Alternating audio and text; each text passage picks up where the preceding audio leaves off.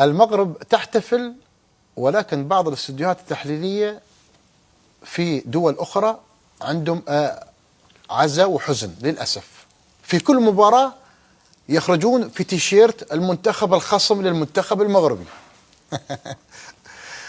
لبس التيشيرت البرازيلي وخسر، لبس التيشيرت الكوري وخسر، لبس التيشيرت الأرجنتيني وخسر، كل المنتخبات.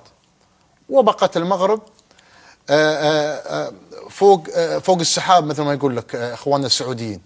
بيضطرون يوم يلبسون التيشيرت المغربي، بيضطرون الان يعني بيضطرون. الحل الوحيد انك تلبس التيشيرت المغربي حتى تحتفل مع المغاربه بهذا الانجاز.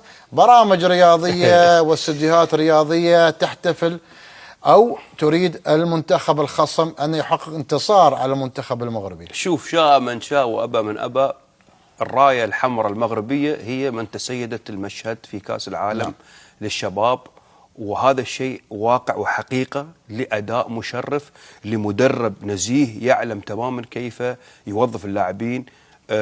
ابارك لهم صراحه، ابارك للاعبين، اقول ديو مغرب، وان شاء الله تعالى ان هذا المنتخب باذن الله تعالى سيكون له يعني راح يكون له مستقبل مشرق. نعم. إن شاء الله. مع الكوكبه ان شاء الله، في المستقبل القريب ان شاء الله. طيب.